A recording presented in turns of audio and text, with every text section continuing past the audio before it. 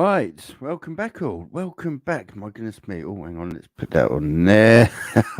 Oh, it's been a couple of weeks. Oh, and we've got echoes in the background. We've got love bites and everything, as old Paul Merson would say. There we go. I think we're good there. I think we're good. Let's get rid of that. Put that on there. Blah blah blah. I hope everyone has been good the last couple of weeks. Where have I been? Busy is what I've been.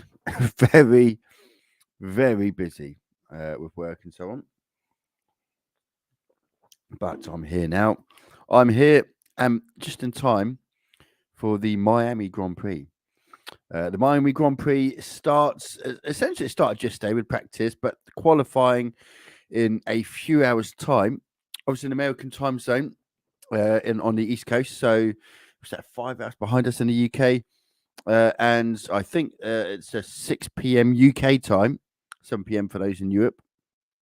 In terms of the next practice session, and then the race or the qualifying, I think it's about 8:30 UK time.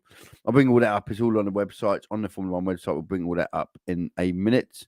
But wow, finally, I've got a chance to do a little stream. So I'm going to do a little stream, a little preview now. Have a look at what happened in practice yesterday, in particular practice 2. And then I'll be back obviously later as well for the qualifying, for the live timing. But before then, I thought we'd have a quick sneaky peek at what is the Miami Grand Prix. Now, Miami, for those who have been there, lovely place. In fact, let's bring it up now, the circuit. So this is the circuit, the Miami Grand Prix. It is it's on the outskirts of Miami. It's built, or it's a temporary circuit, so it's essentially a street circuit, but it's built around the outside of the Hard Rock Stadium. And for those who've been to Miami, you'll know what I'm talking about. But normally, it's a massive empty car park. Essentially, it's what it is. It's literally right off the I-95.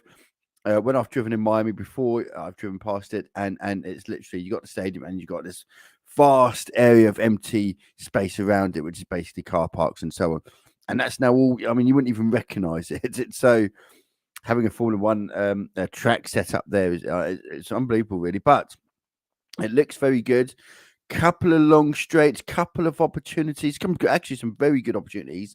Sector 2, which is this blue, and I'll bring my mouse on the thing. Sector 2, this section here, along the straight down to this very slow left-hand corner. That's going to be an excellent opportunity for overtaking. And then, of course, Sector 3, this is a very long straight. We've got DRS. I think it's apparently there's 3 DRS zones. Yeah, so we've got DRS zone on Sector 1. Yeah, we've got DRS detection zone 1, and this is a long straight all the way down. And then number 2, number 2 is here, the long straight, and number 3. It's built well, as you would expect, especially when you've got so many circuits like Monaco, for example, where it's a glorified formation lap. They are now, obviously, with the newer designs and the newer circuits, they are trying to factor in opportunities for overtaking, and Miami is going to be one of those places where it could all go. So I'm looking forward to it. 57 laps, and this is the Grand Prix. Just a quick guide on the circuit here, really. As we said, in outside the International Autodrome, it's a temporary circuit. And we said it's around the Hard Rock Stadium. First race there. It's things that could throw up. Now, firstly, Miami and Florida in general. If you've never been to Florida, Florida has this habit of throwing up bad weather at very short notice. So, and the rain comes down like you wouldn't believe. So I've been there in the afternoon, and it would just be completely sunny, blue sky, and then within 10 minutes you'll have the torrential downpour, and then 10 minutes later it'll be completely dry. Florida is known for its afternoon thunderstorms. The race itself is actually taking place quite late in the afternoon, so I think the race itself starts at 8:30 UK time. It's there we go. Look, the first in 1 hour 1 minute, the practice 3. And because of the lateness in the afternoon, it's prone to these sudden downpours. So it'll be interesting to watch and see how that happens. What happens there?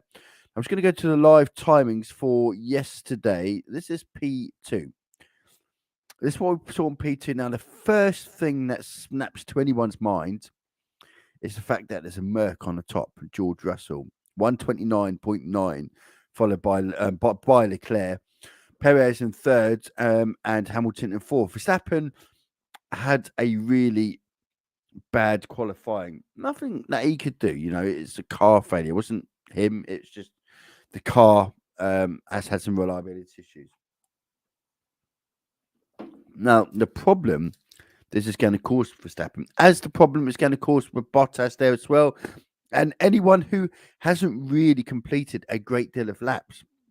This is a brand new circuit, and you can play all the simulation games if you like, or you can sit in a race simulator and do all the laps you want. But the fact is, until you're out on the track, simulation doesn't take into consideration the conditions, what the wind might be like, the roughness or the smoothness of the surface, the bumps and so on and so forth.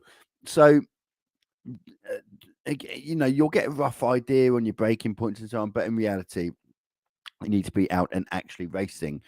So this will throw Verstappen off a little bit. If he's got to go into qualifying, pushing that car as hard as he can, and hasn't had too many laps around the circuit on a brand new circuit that he's never raced at before, that could become problematic.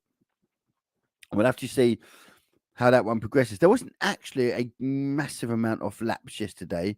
20 laps, 21 laps seems to be the average.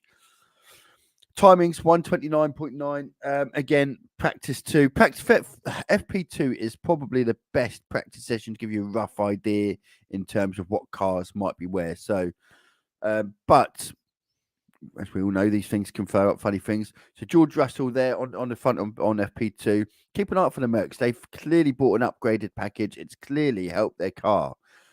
Whether or not that transfers onto the race weekend itself, only time will tell. But the signs are promising.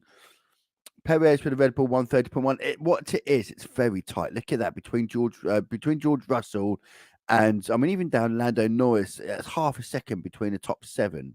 Half a second. We're just so it'd be interesting. It's if FP2 translate into qualifying later today, and perhaps we'll get a better idea after FP3, that potentially could give us a scenario where we could be picking between 3, 4, maybe even 5 cars for pole.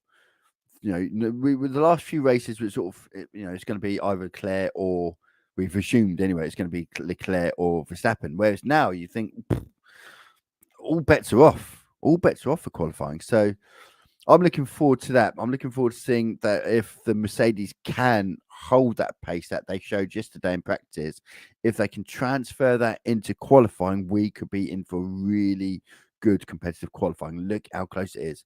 129.9. The quickest time yesterday was a 130. Of course, when the qualifying is going on, it's actually quite later in the day.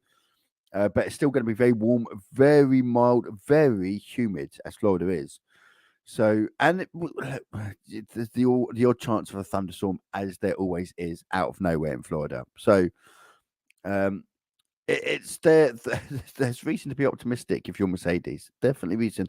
Lando Norris got P6 yesterday, 130.5. The McLarens haven't had the best so far here, but this is a very low downforce circuit, and I don't think McLarens are as good on a low downforce circuit as they are on a higher downforce circuit. Personally, looking at that, Fernando Alonso P5 as well, by the way. So again, can he transfer 130.3? Pole time. What will pole time be? That's a question to keep an eye on. 129.9 was the best time yesterday. I think by the time you put those engines up into real high mode, into their highest mode, low fuel, new tires, etc., I reckon you could probably get that car into the 128s, if not lower. So We don't know, of course, in practice. A bit like practice gives us a good idea of who might be where, but in terms of when you consider it to the start of season testing, for example. But we still don't know who's running what engine mode and what fuel load. We don't know if George Russell ran out on an empty tank and Leclerc had his half full. We don't know those sort of aspects, but I suspect that order we've got there for your top 5, obviously missing Verstappen, but I think you can throw Verstappen in there. I think that's going to make up your top 5 or 6. Sainz didn't have a great day yesterday. He's got to be a bit careful, old Carlos Sainz. Got some work to do. There we go. So Carlos Sainz does need to do a little bit of work. Down in 11th. He's had a couple of bad races this year. When you consider last week, not last week, 2 weeks ago, in Italy, home Grand Prix, went out very early, didn't have a good qualifying, and a race before then as well. He needs a good result, Carlos Sainz, I would say. Definitely needs a good result. But like I said, I'll be back. This was always going to be just a very short stream, just a little preview. The real questions will come at qualifying later today. I won't be around for FP3 because it will be like 6 o'clock in the evening here, which is basically time to go for dinner for me. But I will be back. I'll be back this evening for the qualifying, and we'll see how we get on with that. I will do a live timing. I'm going to try and see if I can get some audio on the commentary, possibly. I need to be a little bit careful. I've got sun blowing right into my face here. I do need to be a little bit careful because of copyrights and so on. But I'll see what I can do. We will definitely have live timing though, so keep an eye out for that. I'm going to see potentially about graphics as well, though graphics will be more for the race. I will be live streaming tomorrow night for the race as well, so keep tuned in for that. If you haven't already, feel free to subscribe. I will try and do. Normally, I like to do a post race video or stream after the race. I will probably do a follow on from the race itself tomorrow because it will be quite late by the time it finishes. So instead of finishing the race and then going off and then coming back to do a post race stream, I'll probably just follow it on from the stream. We'll play that by ear though, I think, when we get to that. Anyway, I will see you all in a few hours for qualifying, for the first qualifying of Miami Grand Prix. So I'll see you all again.